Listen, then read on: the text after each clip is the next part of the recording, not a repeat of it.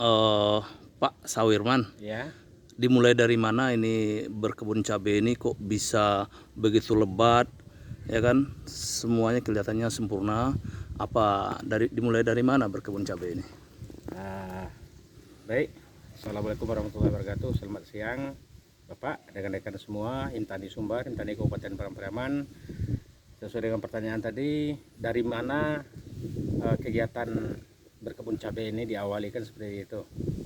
Ini karena saya sekarang sudah mantan aparatur sipil negara, sudah diberhentikan, dipecat dengan tidak hormat. Mau tidak mau saya menggunakan skill yang pernah saya pelajari. Nah, inilah pada tahun 2018 saya mengawali kegiatan ini berkebun cabai berlokasi di Ujung Batung, di Sungai Rotan juga, dan lain-lain.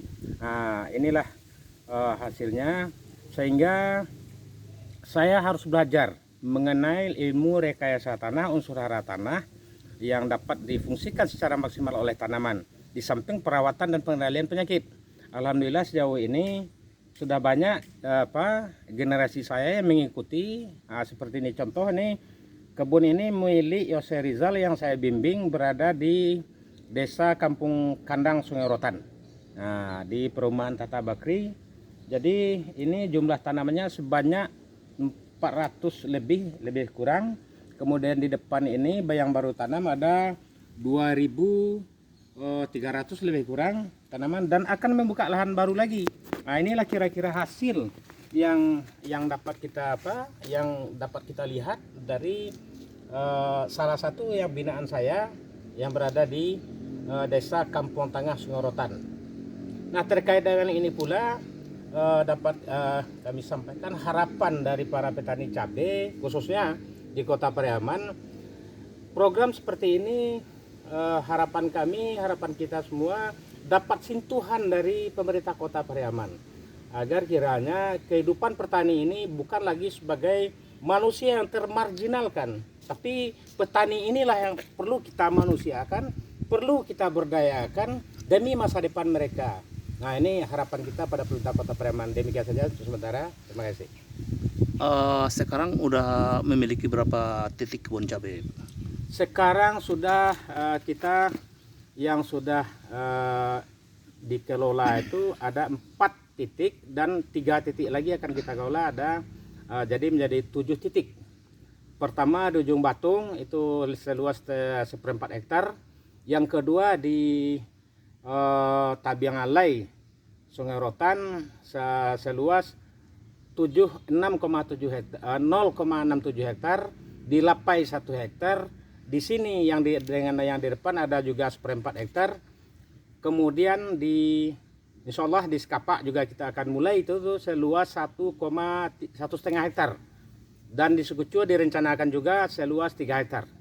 Nah, ini kerjasama dengan Wali Nagari Sukucu yang di Sukucu Barat. Nah, insya Allah itu kalau Tuhan mengizinkan itu akan kita action lagi. Pak Sawir, teknik untuk berkebun cabai seperti ini hasilnya apa? Maksudnya gimana? Ya, apa yang pupuknya bagaimana ini? Wah, ini kebetulan yang lokasi ini masih kita memakai teknologi lama. Kita belum disentuh dengan teknologi yang mutakhir, sehingga di sini pembiayaan masih cukup tinggi. Tapi di tempat-tempat yang baru kini sekarang kita sudah menggunakan teknologi, bekerja sama dengan grup nanoteknologi, itu kita bisa meningkatkan efisiensi sampai 60%. Nah, kalau ini masih biayanya satu batang ini, bibit ini sampai selesai panen ya lebih dan kurang itu sekitar 16 sampai 18 ribu satu batang. Tapi kalau kita memakai dengan teknologi yang kekinian, ini biaya bisa kita tekan menjadi 8.000 sampai 10.000 per batang cabenya. Nah, itu. Berapa kilo hasilnya nanti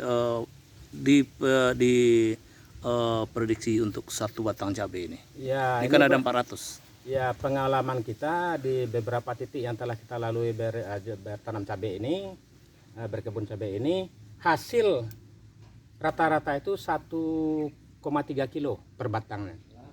Per batang ya. Ya. Untuk hasil selama ini apa saja yang sudah dicapai Pak secara pribadi Pak? Nanti kan berkebun cabainya udah matang dan udah lama nih selalu berkebun cabai, apa aja yang udah dicapai Pak? Oh ya, dengan berkebun ini tentu yang pertamanya ilmunya.